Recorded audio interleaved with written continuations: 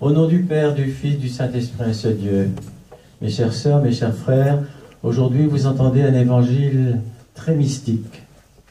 Et Jean, qui est le premier témoin, c'est le plus métaphysicien de nos évangélistes. C'est-à-dire, nous entendons aujourd'hui la généalogie divine de Jésus-Christ.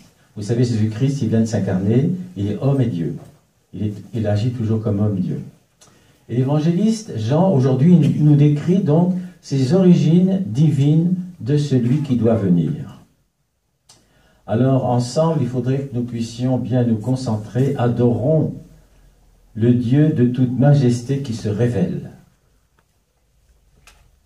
Parce que bientôt, on va fêter aussi l'épiphanie, les manifestations de Dieu. Donc, c'est le tout début, Jésus est à peine né.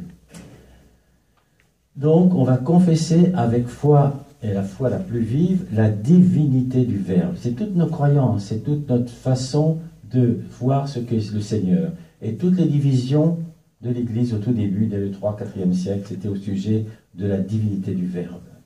Le Verbe est Dieu. Et parce qu'il est Dieu, rien ne s'est fait, ni ne se fera dans notre vie sans lui. Et il n'est rien en nous qui ne lui appartienne, parce que nous n'avons rien que nous ne vienne de lui. Et voilà qu'il veut être à nous autant que nous sommes à lui. C'est-à-dire, il fait un pas vers nous, et à nous de faire un pas vers lui. Il a résolu de descendre au milieu de nous. Ce n'est pas un prince de sa cour que Dieu nous députe, c'est lui-même que nous reverrons et que nous recevons. De toute éternité, il pensait déjà à nous.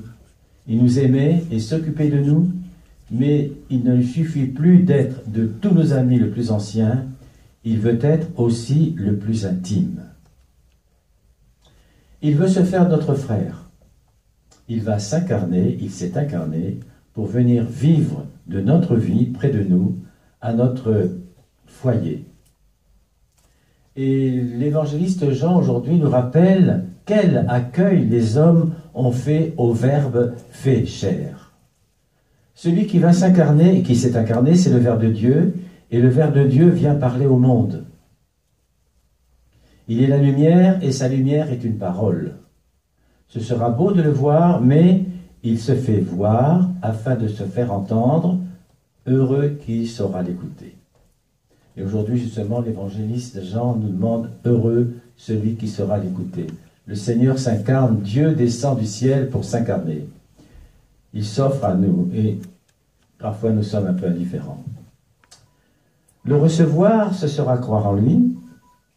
Alors ensemble, saluons en la personne de Jean, son premier témoin, l'évangéliste Jean.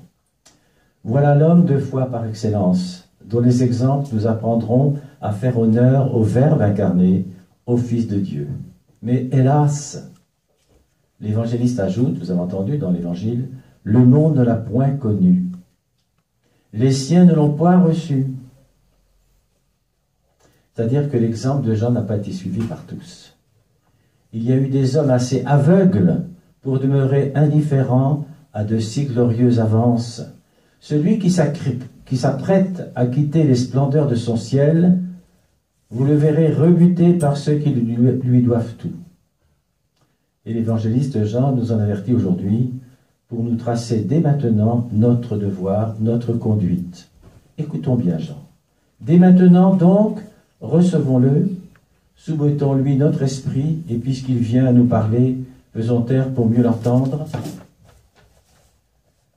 Taire nos voix secrètes de l'amour-propre, nous sommes toujours trop centrés sur nous-mêmes. Nous avons un égoïsme un peu fort, nous avons un égocentrisme un peu fort. Et des préjugés qui voudraient lui contester le droit de se faire écouter. Laissons tomber notre raison. Recevons-le dans l'attitude humble et pieuse du disciple. Et Jean, il nous définit le bienfait que le Verbe incarné apporte au monde. Ensemble, il faudrait que nous apprécions mieux encore la richesse qui nous apporte le Verbe incarné.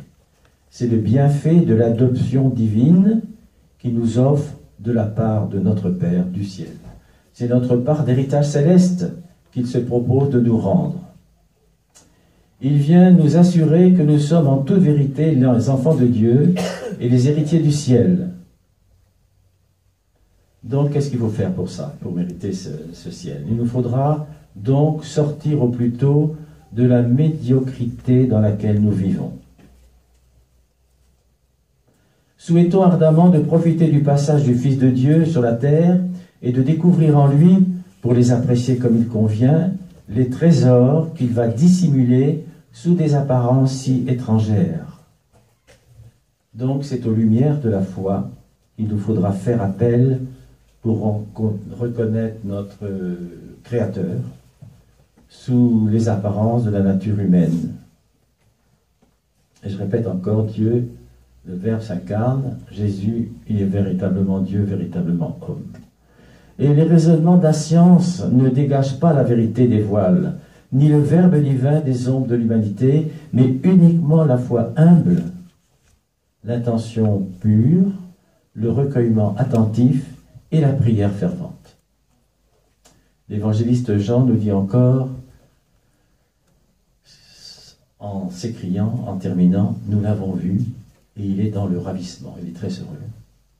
Le voir, en effet, et savoir ce qu'il est et ce qu'il apporte, n'est-ce pas là le commencement de toutes les joies et l'assurance de tous les biens? Et c'est aussi ce que nous propose Jean aujourd'hui, de prendre au sérieux cette arrivée du Seigneur sur terre. Nous sommes très heureux, nous avons jeûné, nous sommes préparés, nous avons fait toutes les prières du mois de Kiak à la Vierge. L'enfant est né, nous l'avons vu, nous avons vu sa lumière, et maintenant Jean nous témoigne que le Verbe incarné, c'est Dieu sur terre. Le Fils de Dieu est Dieu lui-même. Parce que le mystère du Dieu unique, qu'est-ce que c'est que le Dieu unique? Le Dieu unique, c'est le Verbe qui s'incarne. Le Père, le Verbe s'incarne, c'est Jésus, et il va parler par le Saint-Esprit. Et ça, c'est la Trinité. Ce ne sont pas trois entités différentes, c'est le Dieu unique. C'est très très important que vous sachiez ça. Vous le savez déjà. Mais que nous soyons bien conscients que cette unité-là, eh bien, c'est un Dieu qui descend du ciel, vous imaginez, pour s'incarner. Et ce Fils de Dieu, qui est Dieu lui-même, va faire toujours la volonté du Père. Et ainsi, on sera beaucoup plus proche de Dieu, parce que pour beaucoup d'autres croyants en Dieu monothéistes, Dieu est un peu loin. Chez nous, on sait que c'est un Père, c'est même un frère. Dieu s'incarne, Dieu est proche de nous. Et toutes ces lumières, on les a reçues, et il veut que nous nous débarrassions de notre médiocrité, c'est-à-dire, je ne dirais pas de notre méchanceté, mais des choses un peu banales de notre vie. On est un peu préoccupé par mille petites choses qui sont nécessaires, certes, il ne faut pas les négliger, mais il faut être sûr et être bien conscient que le Seigneur naît, et comme on dit, si le Seigneur était né 1000 fois à Bethléem, et pas une seule fois dans votre cœur, ça ne servirait absolument à rien. Et chaque année, nous avons justement l'occasion de méditer ce grand mystère de la naissance de notre Sauveur. Et Jean, qui est très près du Seigneur, a su nous dire, nous l'avons vu, et nous l'avons vu, et j'espère qu'on le verra toujours, et il est dans le ravissement. Le ravissement, c'est-à-dire, c'est plus que la joie, c'est l'extase. Et le Seigneur nous invite aujourd'hui à l'aimer, non pas égoïstement, mais parce qu'il nous aime tellement qu'il a besoin aussi de notre amour. Dieu s'est fait homme, afin que l'homme puisse être fait Dieu. Qu'est-ce que ça veut dire? Bien sûr, aucun saint, aucun pape, aucun évêque deviendra Dieu lui-même. Mais c'est le Seigneur, c'est par la grâce du Seigneur que nous pouvons aussi nous approcher un petit peu. Non par l'essence c'est le Seigneur, mais c'est un apprentissage pour nous. Et tout le long de notre vie, nous allons suivre maintenant les manifestations de Dieu. Ça va être l'épiphanie, bien sûr, ça sera les noces de Cana, et ensuite, ça sera sa vie cachée, ensuite sa vie publique. Et c'est très beau parce que dans les évangiles, dans les sermons, dans les liturgies, on peut suivre toute cette chose de la vie. Vous savez, notre liturgie est très riche. Vous avez vu au début, on choisit un pain, le pain va être baptisé, vous voyez, c'est déjà l'enfant qui est baptisé. Après, il y a un silence, donc c'est sa vie secrète. Ensuite, il y a la procession autour de l'autel, on encense les 4 coins cardinaux, c'est-à-dire sa parole va être entendue tous. Et puis après, il y a tout le déroulement de sa vie, jusqu'à la crucifixion, jusqu'à sa résurrection. Et ensuite, il est sur l'autel et il se donne à nous pour notre propre résurrection future. Que la bénédiction du Dieu Tout-Puissant, le Père, le Fils, le Saint-Esprit descende sur vous et reste pour toujours. Amen.